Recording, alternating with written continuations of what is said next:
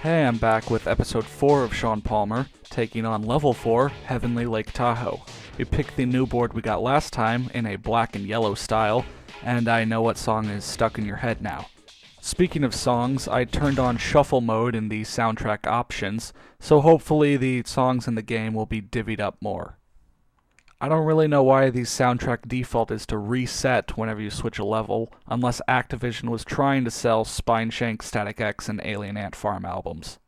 Our 3 unique goals for the level are to move the cranes, smash the big slot, and escape with the idol. None of those 3 descriptions tell you exactly how to do them, but the game is trying to instill the idea into you that if you see an important object, but you don't know what it does, grind it or bonk it, and it'll do something.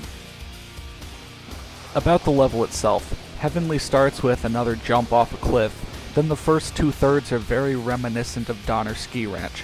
Lots of half pipes and clearly marked jumps, and nothing too tough to work with, and then in the last third it opens up into a city, with lots of rails, steps, buildings to grind on, cars half submerged in snow to use as ramps, ultimately very reminiscent of Mercury City from the first 2 SSX games. Just lots of fun opportunities. I know I'm looking too much into a mediocre snowboarding game, but this level is actually very fun to play.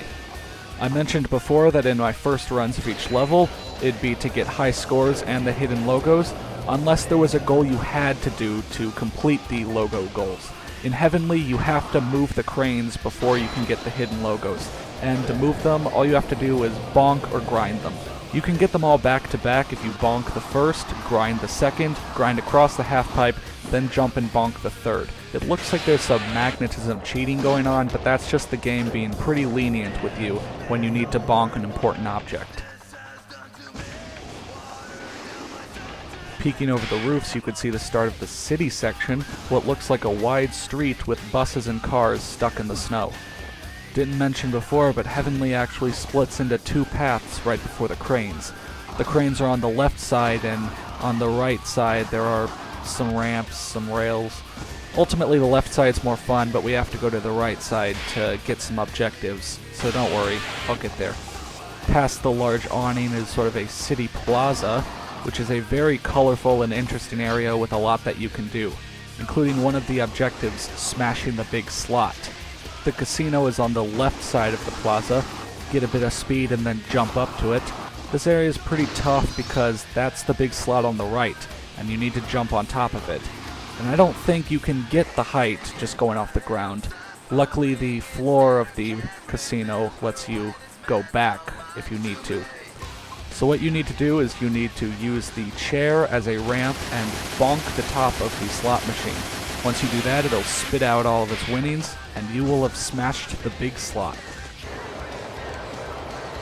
Much like Aspen, the reset points are laid out so that there's one at the bottom that takes you midway up, and one midway up that takes you back to the start. I want to use the half pipes here to make up some of the point deficit. The 6 score is now at 400,000, so you'll have to do a lot of tricks to complete that. However, it's still not as tough as Kirkwood in that regard.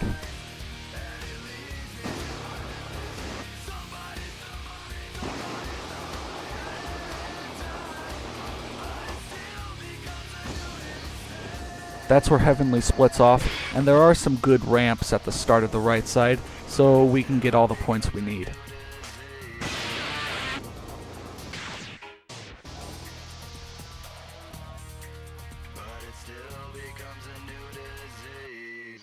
Don't you love it when you finish a run right when the song ends? Anyway, at 28 sponsors, we get 2 stat points. At 29, we get the 6th level, Squaw Valley. I see 2 stats that aren't in line with the others, and that won't fly.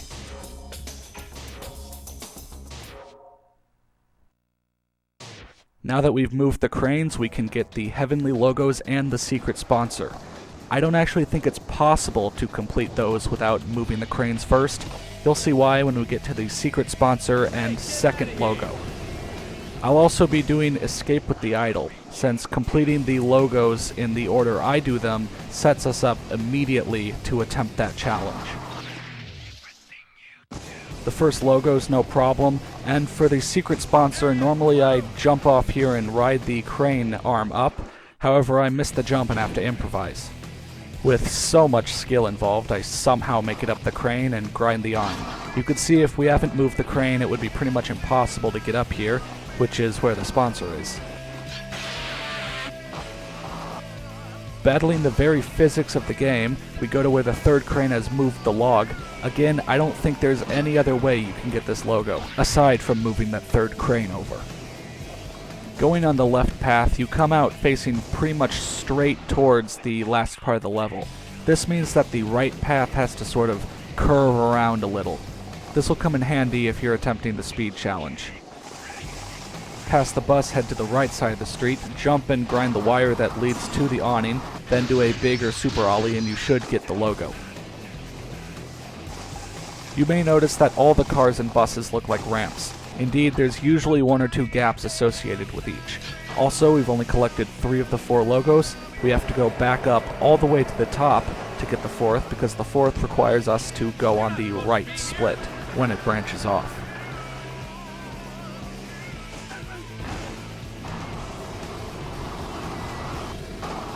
Even the right side of the first area is lacking in anything. There are good-sized areas of some levels with just nothing important in them. The game could have added some extra challenges. Even if they were just do a certain move over a certain gap, it could have made those empty areas interesting. But anyway, the 4th logo is up here. You have to jump on the left-hand side and grind the fence. The goal, Escape with the Idol, is a reference to Raiders of the Lost Ark, and to complete it you have to outrun a massive snowball through a narrow chasm. I don't have much strategy besides just staying in front of it. Taking the half pipes on the inside turns, however, will get you a bit further ahead. With that odd goal taken care of, we have only 1 goal left, and that is, of course, the speed challenge.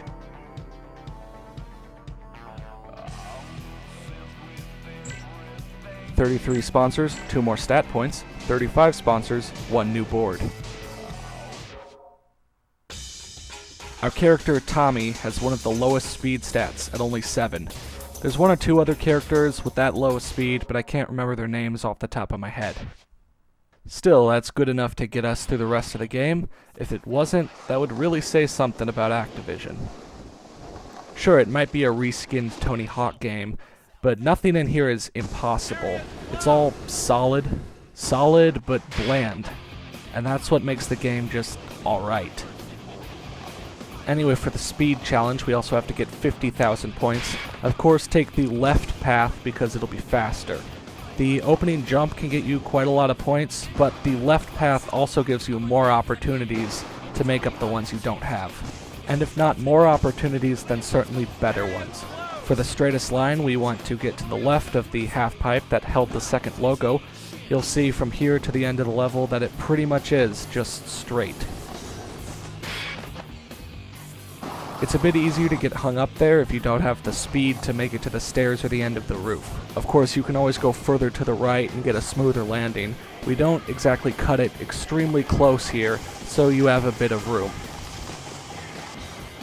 The buses and cars at the end offer a few last opportunities. Of course, be careful and don't crash, especially if it's going to be a close call with the time limit. And that's it for level 4, Heavenly. While it was a good run, we've seen pretty much all we have to see here.